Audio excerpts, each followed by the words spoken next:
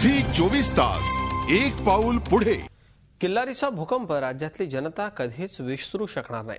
पण या भूकंपामुळे लातूरमधले शेतकरीही भूमिहीन आणि बेरोजगार झाले। कारण भूकंपग्रस्तांसाठी या शेतकऱ्यांच्या जमिनी सरकारने मागितल्या, बाजार भावापेक्षाही जास्त मोबदल्याची हमी दिली, कुटुंबातल्या एकाला नोकरीचं आश्वासन दिलं। पण आज 20 वर्ष झाली, किती सरकार आली आणि गेली सुद्धा, पण शेतकऱ्यांना दिलेली आश्वासनं काही पूर्ण झाली नाही। किल्लारीचा भूकंप कुणीही विसरू शकणार नाही। भलेही या महाप्रलयंकारी भूकंपाला 20 वर्षे उलटून गेली, पण जखमा अजूनही तशाच आहेत। निसर्गाने दिलेल्या जखमांपेक्षा शासनाने दिलेल्या जखमा जास्त भळबळत आहेत। भूकंपानंतर अर्ध्या रात्रीतून सरकारनं शेतकऱ्यांना जागं केलं, भूकंपग्रस्तांसाठी जमिनी देण्याचं आवाहनही केलं। शेतकऱ्यांनीही माणुसकीपोटी आपल्या जमिनी दिल्या।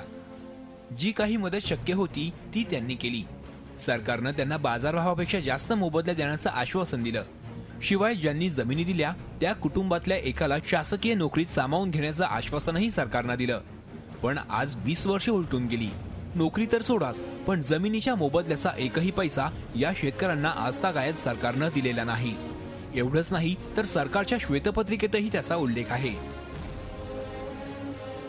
पुनर्वसनासाठी 80 शेतकऱ्यांनी जवळपास 650 ते 700 एकर जमीन सरकारला दिली।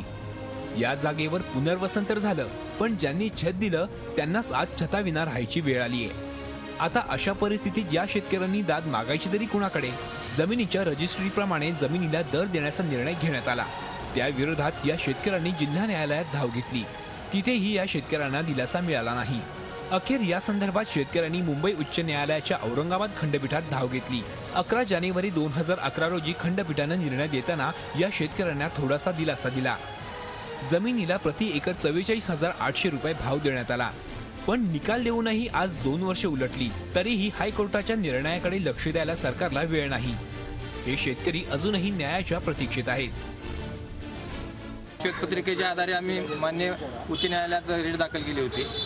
2 वर्षात श्वेतपत्रिकेत ज्या काही मागण्या शासनाने देऊ केल्या आहेत त्या शेतकऱ्यांना देऊन पूर्ण करावं असं न्यायालयाचा निकाल आहे। पण न्यायालयाच्या निकालाचा आदरही शासन करत नाही आणि प्रशासनातूनही आम्हाला योग्य ती मदत होत नाही। खासगी सावकाराचे पैसे व्याजाने घ्यावे लागत आहे आणि तरी आम्ही झी हेल्पलाईनला मदत मागितली।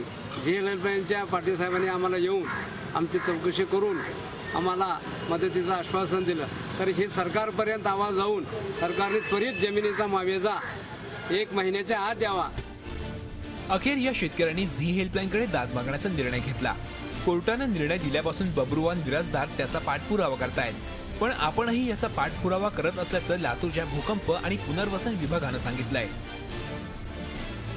प्रत्येक जागी अपील आणि न्यायालयीन प्रक्रियेत लागणारा जो वेळ होता त्या वेळाव्यतिरिक्त या प्रकरणात एकदा म्हणजे फारसा विलंब झालेला नाही। या कार्यालयाच्या स्तरावर आल्यानंतर याचा पाठपुरावा प्राधान्याने सुरू आहे आणि त्यानंतर लवकरात लवकर आता मावेजा मिळण्याची शक्यता आहे। हेल्पलाईनच्या टीमनं याही पुढे जाऊन पालकमंत्री सतेज पाटील यांची भेट घेतली।